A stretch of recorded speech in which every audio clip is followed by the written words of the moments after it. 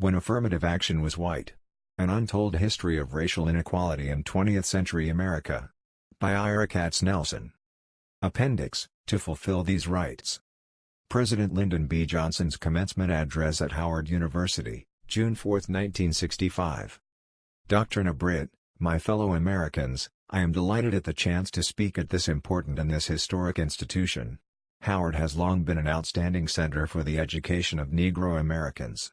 Its students are of every race and color and they come from many countries of the world. It is truly a working example of democratic excellence. Our earth is the home of revolution. In every corner of every continent men charged with hope contend with ancient ways in the pursuit of justice. They reach for the newest of weapons to realize the oldest of dreams, that each may walk in freedom and pride, stretching his talents, enjoying the fruits of the earth. Our enemies may occasionally seize the day of change, but it is the banner of our revolution they take. And our own future is linked to this process of swift and turbulent change in many lands in the world. But nothing in any country touches us more profoundly, and nothing is more freighted with meaning for our own destiny than the revolution of the Negro American. In far too many ways American Negroes have been another nation, deprived of freedom, crippled by hatred, the doors of opportunity closed to hope. In our time change has come to this nation, too. The American Negro, acting with impressive restraint, has peacefully protested and marched, entered the courtrooms and the seats of government, demanding a justice that has long been denied.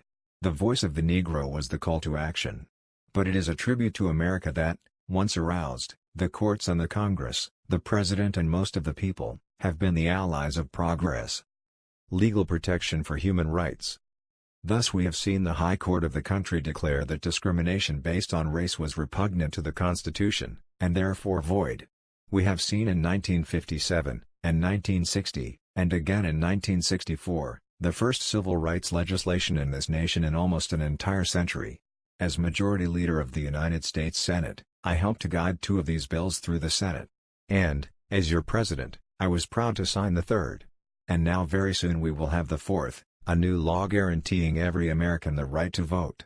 No act of my entire administration will give me greater satisfaction than the day when my signature makes this bill, too, the law of this land.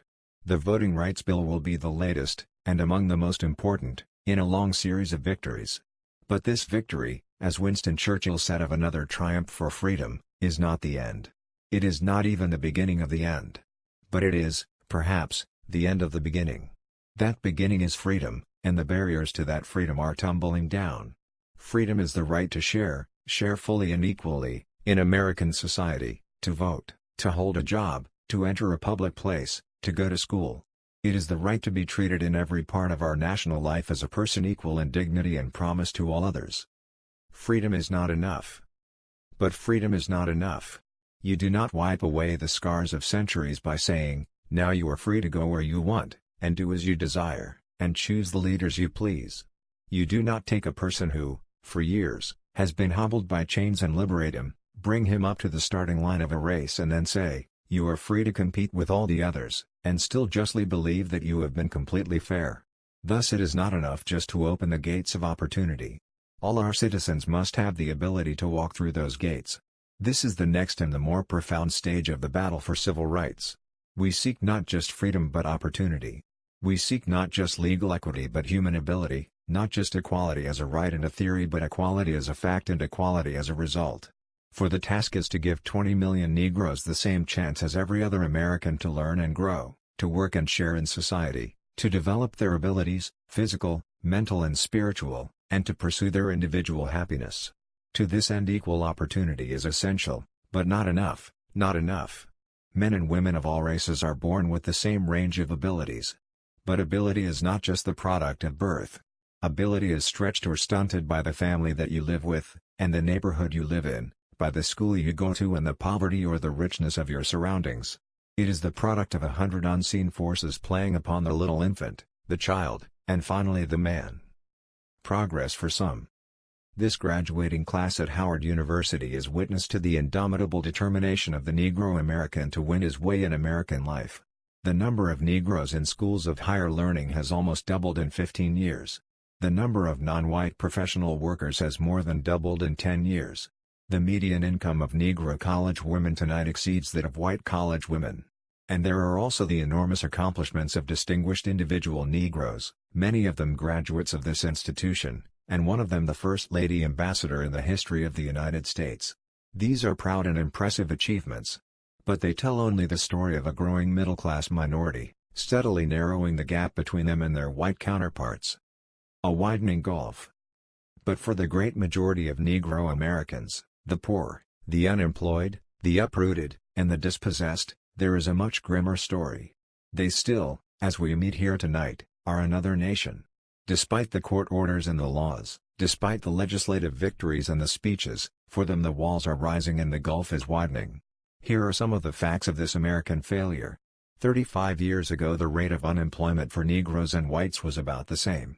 Tonight the Negro rate is twice as high. In 1948 the 8% unemployment rate for Negro teenage boys was actually less than that of whites. By last year that rate had grown to 23%, as against 13% for whites unemployed. Between 1949 and 1959, the income of Negro men relative to white men declined in every section of this country. From 1952 to 1963 the median income of Negro families compared to white actually dropped from 57% to 53%. In the years 1955 through 1957, 22% of experienced Negro workers were out of work at some time during the year. In 1961 through 1963 that proportion had soared to 29%. Since 1947 the number of white families living in poverty has decreased 27% while the number of poorer non-white families decreased only 3%. The infant mortality of non-whites in 1940 was 70% greater than whites. 22 years later it was 90% greater. Moreover, the isolation of Negro from white communities is increasing, rather than decreasing as Negroes crowd into the central cities and become a city within a city. Of course Negro Americans as well as white Americans have shared in our rising national abundance. But the harsh fact of the matter is that in the battle for true equality too many, far too many, are losing ground every day. The causes of inequality. We are not completely sure why this is. We know the causes are complex and subtle. But we do know the two broad basic reasons. And we do know that we have to act. First, Negroes are trapped, as many whites are trapped, in inherited, gateless poverty. They lack training and skills. They are shut in slums, without decent medical care. Private and public poverty combine to cripple their capacities. We are trying to attack these evils through our poverty program, through our education program, through our medical care and our other health programs, and a dozen more of the great society programs that are aimed at the root causes of this poverty. We will increase, and we will accelerate, and we will broaden this attack in years to come until this most enduring of foes finally yields to our unyielding will. But there is a second cause, much more difficult to explain, more deeply grounded, more desperate in its force. It is the devastating heritage of long years of slavery, and a century of oppression, hatred, and injustice. Special nature of Negro poverty. For Negro poverty is not white poverty. Many of its causes and many of its cures are the same. But there are differences, deep, corrosive, obstinate differences, radiating painful roots into the community, and into the family, and the nature of the individual. These differences are not racial differences. They are solely and simply the consequence of ancient brutality, past injustice, and present prejudice. They are anguishing to observe. For the Negro they are a constant reminder of oppression. For the white they are a constant reminder of guilt. But they must be faced and they must be dealt with and they must be overcome, if we are ever to reach the time when the only difference between Negroes and whites is the color of their skin.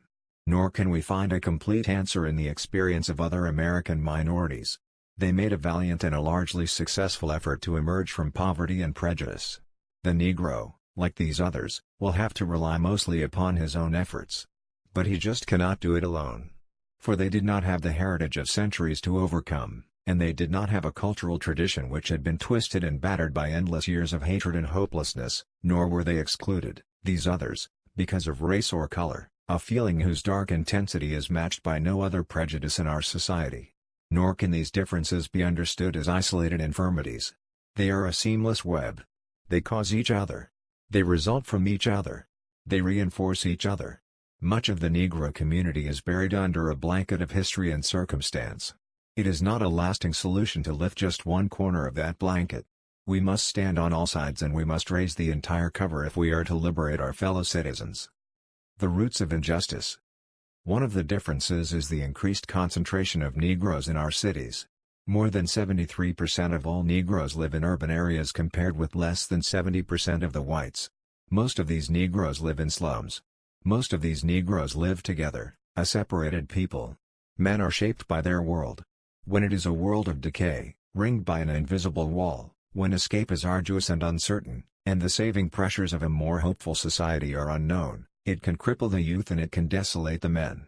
There is also the burden that a dark skin can add to the search for a productive place in our society. Unemployment strikes most swiftly and broadly at the Negro, and this burden erodes hope.